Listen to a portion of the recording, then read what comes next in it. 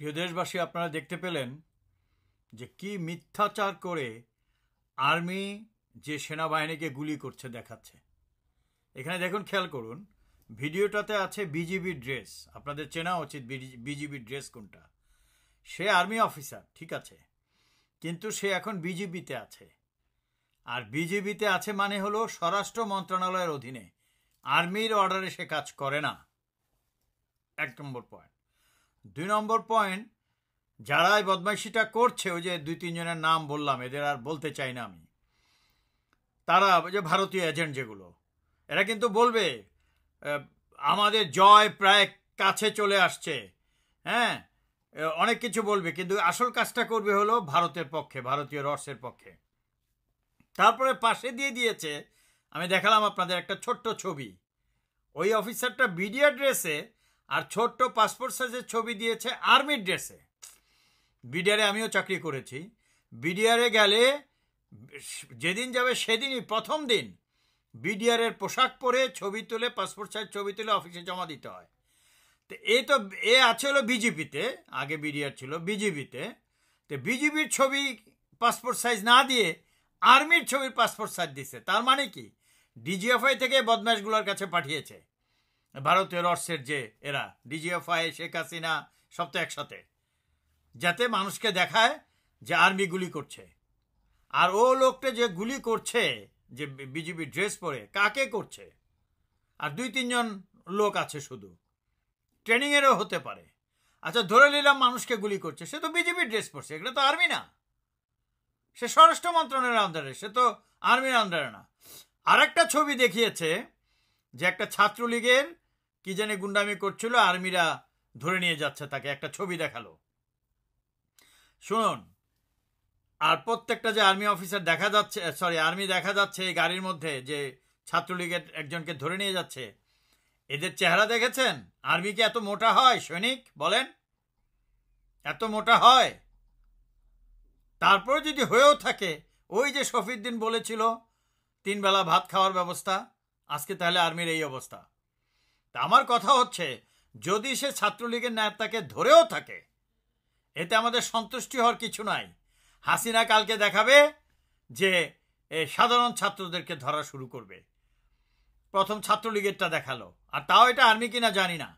আর সবচেয়ে বড় কথা, এআই যুগে, অর্থাৎ আর্টিফিশিয়াল ইন্টেলিজেন্সের যুগে, ওরা চাইলে আমাকেও দেখাবে ইউনিফর্ম পরে আমি ঢাকাতে গুলি করছি। অর্থাৎ আপনাদের শুধু একটা কথা বলে দিব, আর্মি কখনো জনগণকে গুলি করবে না। আর একটা কথা বলি, আর্মির নিয়ম হচ্ছে যে মিনিমাম ফোর্স, অর্থাৎ আর্মি যদি কোনো অপারেশনে যায়, মিনিমাম ফোর্স হলো 11 জন সোলজার, অর্থাৎ একটা সেকশন বলে, সেকশনের পরে একটা প্লাটুন, বুঝতে পেরেছেন? প্লাটুন বোধহয় 37 জনের, তারপর একটা কোম্পানি, কোথাও 120 জন, কোথাও 125 জন, তারপর একটা ব্যাটালিয়ন 700 থেকে 800 জন, আবার 3টা ব্যাটালিয়ন নিয়ে একটা ব্রিগেড। এগুলো বুঝতে হবে আপনাদেরকে। অতএব আর্মি কখনো একা বা 2 জন নিয়ে অপারেশনে যায় না, এই সিস্টেম নেই। আমি আর এক জায়গায় দেখলাম একজন গুলি করছে, পিছন থেকে ছবি তুলেছে। এগুলো কি চেষ্টা চলছে বুঝতে পারছেন? আর্মি একা অপারেশন করে নাকি? তারপর আরেক জায়গায় মোহাম্মদপুরে গুলি করছে, গুলি তো না, কি একটা বাঁকা মতো গুলি করলো, বা রকেটের মতো, 3 জন হেঁটে যাচ্ছে, মানুষ অনেক দূরে। এগুলো এআই থেকে করা হয়েছে, এআইয়ের মাধ্যমে। আর ছাত্রলীগের লোকের কাছে তো আর্মির ইউনিফর্মই আছে। ওই যে ঘটনাটা বললাম আমি একটু আগে, যে এটা হলো ভারতীয় রডসের একটা চিন্তাধারা, টু ডিস্ট্রয়, যাতে করে আমরা একটা সিভিল ওয়ার হয়, এটা হতে পারে না। তারপরে এখানে আরেকটা ছবি দেখতে পেয়েছেন, যে কতগুলো আর্মি হোক বা ছাত্রলীগের লোক আর্মি ড্রেস পরে আছে, পাশে আবার একজন খাকি ড্রেসও পরে আছে, আবার পাশে 2-4 জন দাঁড়িয়ে আছে। What is this? এটা হলো যে ডিপ্লোমেন্টটা দেখাচ্ছে, যে এই ধরনের শুয়ে পজিশন নেয় যুদ্ধের ময়দানে, 1 নম্বর। 2 নম্বর, বা ফায়ারিং রেঞ্জে, আমরা ফায়ারিং প্র্যাকটিস করি যে ফায়ারিং রেঞ্জে, তার একটু গ্যাপ থাকে। এখানে যেটা দেখাচ্ছে, আপনারা বলুন তো, পুলিশ যখন ছত্রভঙ্গ করে মিছিল টিছিলে, মিছিল ছত্রভঙ্গ। পুলিশকে দেখেছেন পজিশন নিতে? না, পুলিশ দাঁড়িয়ে দাঁড়িয়ে গুলি করে, তারপর ইত্যাদি করে। সেনাবাহিনী শুয়ে আছে, আপনি চিন্তা করে দেখুন। এখন এগুলা ছাত্রলীগের পোলাপানি পড়েছে, বা কোনো অফিসার বা কেউ বলেছে তোমরা একটু শো, একটা ছবি নিই, বা এটা এআই দিয়া করা হয়েছে। যারা এটা পোস্ট করেছে, প্রিয় দেশবাসী, আপনাদের ভাগ্য ভালো যে একজন ইনফ্যান্ট্রি অফিসার আমি বিদেশে আছি, এগুলো ধরতে পারছি। এভাবে আর্মি কখনো ডিপ্লয় হয় না। আর রাস্তাঘাটে তো প্রশ্নই ওঠে না, রাস্তাঘাটে তো পুলিশই ডিপ্লয় হয় না, আর্মি তো পরের কথা। আপনি দেখেছেন কোনোদিন পুলিশ এরকম ডিপ্লয় হয়ে, অর্থাৎ শুয়ে ডিপ্লয় হয়ে তারপরে ফায়ার করে বা কিছু? পুলিশ দৌড় দেয়, ওরা দৌড়ে আসে, যারা মপ করে, তারপর টিয়ার গ্যাস ছড়ে ইত্যাদি ইত্যাদি হয়, পজিশন নেয়। আপনি শুনেছেন কখনো এটা? আর এটা সিভিল ফাংশনে হয় না, কেননা এটা কখনো কোনো কমান্ডার এই ধরনের অর্ডার দিবে না।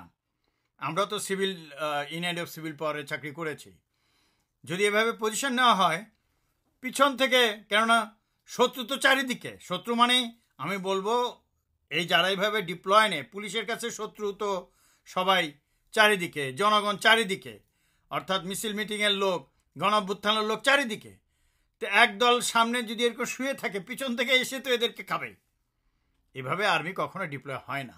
যারা বোকার মতো এগুলো দিচ্ছেন, ডিজিএফের 2টা টাকা খেয়ে আর ভারতের 2টা টাকা খেয়ে বন্ধ করুন। এমনিতে চুরি বাটপারি করেছেন, ভুয়া মেজর সেজে ধরা পড়েছেন, এখানে বদমাইশি করছেন বসে বসে। জনগণের ভাগ্য ভালো যে আমি একজন সেনাবাহিনীর অফিসার, দেশের বাইরে থেকে কথা বলতে পারছি আর এগুলো ধরতে পারছি। প্রিয় দেশবাসী, হাসিনা কিন্তু আবারও বলছে যে বিএনপি জামাতের লোকরা এই কাজ করছে। সে সব সময়, এটা যে গণঅভ্যুত্থান শুরু হয়েছে, সে যে সমঝোতার জন্য মিটিংয়ে ডাকলো, সে কি বিএনপি জামাতের নেতাদের ডেকেছিল? সে তো ডেকেছিল যে গণঅভ্যুত্থানের ছাত্রদেরকে বা জনগণকে সমঝোতা করার জন্য। তাহলে মানে পাগল হয়ে গেছে, রাজনীতিকরণ করছে সে সে অনেক আগের থেকে। সে বলল না যে 2014 এবং 15-তেও নাকি আগুন সন্ত্রাসী করেছে, তখনও কিন্তু এই হাসিনাই করেছে, বিএনপি জামাত কেউ করেনি। হাসিনাই করে একটা হাজার হাজার মানুষকে গ্রেফতার করা, হত্যা করা, এগুলো করেছে। 21 আগস্টের ঘটনা, গ্রেনেড হামলা, হাসিনা, রডস এরাই করেছে। নাহলে তাকে যদি গ্রেনেড মানে সে বাঁচে কি করে, এগুলো বুঝতে হবে।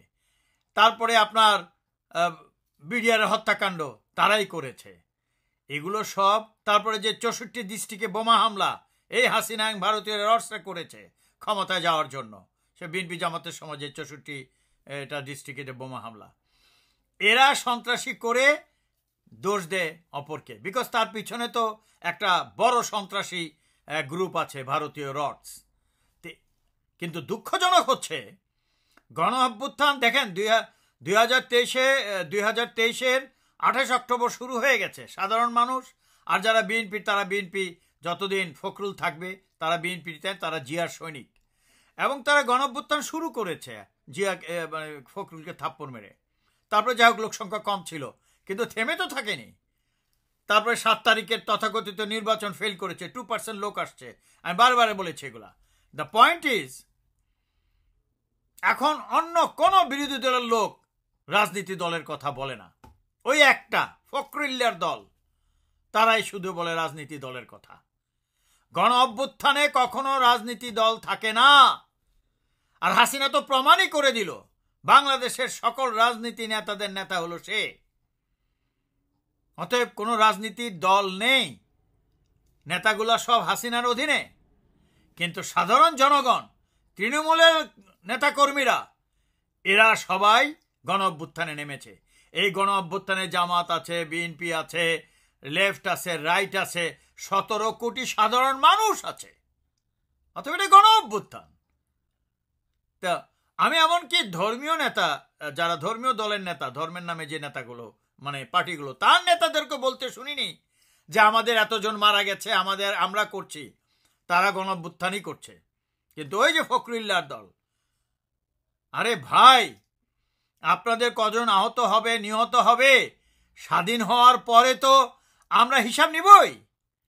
প্রিয় দর্শক শ্রোতা, ইতিমধ্যে ভারত আন্তর্জাতিক আইন লঙ্ঘন করে বাঁধ খুলে দিয়েছে।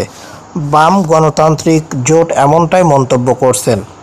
পূর্ব সতর্কতা ছাড়াই বাঁধ খুলে দিয়ে ভারত আন্তর্জাতিক আইন লঙ্ঘন করেছে বলে অভিযোগ করেছে বাম গণতান্ত্রিক জোট।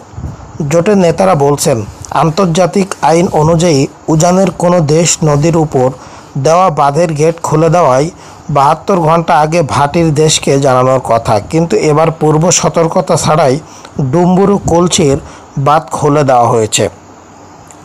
বৃহস্পতিবার গণমাধ্যমে পাঠানো এক বিবৃতিতে বাম জোটের নেতারা এসব কথা বলেন। তারা বলেন, যৌথ নদী কমিশনের বাংলাদেশের সদস্যরা এখন পর্যন্ত ভারতের কাছে এ বিষয়ে কোনো অভিযোগ জানিয়েছে বলে শোনা যায়নি।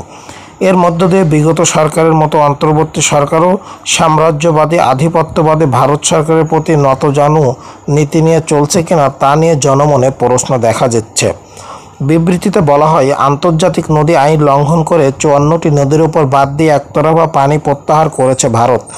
ফলে শুকনো মৌসুমে বাংলাদেশের পানির ন্যায্য হিস্সা থেকে বঞ্চিত হয়ে মরুকরণের ঝুঁকিতে পড়েছে। তেমনি বর্ষা মৌসুমে বাঁধের গেট খুলে দিয়ে বাংলাদেশকে ভাসিয়ে মারছে ভারত। ভারতের এই পানি আগ্রাসনের বিরুদ্ধে বাংলাদেশ সরকারকে আন্তর্জাতিক আদালতে বিচার দেওয়ার দাবি জানিয়েছেন তারা।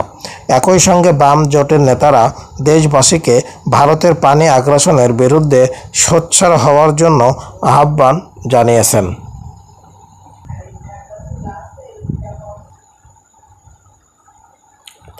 ফেনী, নোয়াখালী, ব্রাহ্মণবাড়িয়া, মৌলভীবাজার, হবিগঞ্জ, খাগড়াছড়ি সহ 9 জেলায় আকস্মিক বন্যায় ব্যাপক ক্ষয়ক্ষতিতে উদ্বেগ প্রকাশ করেছেন বাম জোটের নেতারা। বন্যা কবলিত জেলাগুলোকে উপদ্রুত এলাকা ঘোষণা করে যুদ্ধকালীন প্রস্তুতে ট্যাঙ্ক ফোর্সের মাধ্যমে বানভাসী মানুষকে উদ্ধার, নিরাপদ আশ্রয় নেওয়া, পর্যাপ্ত ত্রাণ সহায়তা প্রদানের জন্য অন্তর্বর্তী সরকারের প্রতি দাবি জানিয়েছেন তারা। বাম গণতান্ত্রিক জোটের কেন্দ্রীয় পরিচালনা পরিষদের সমন্বয়ক ও বাসদের সাধারণ সম্পাদক বজলুর রশিদ, সিপিবির সভাপতি শাহ আলম, সাধারণ সম্পাদক এরা এ মন্তব্য জানিয়েছেন। প্রিয় দর্শক, এখানে আপনাদের মন্তব্যটি আশা করছি আমরা। সবাইকে অসংখ্য ধন্যবাদ। আসসালামু আলাইকুম।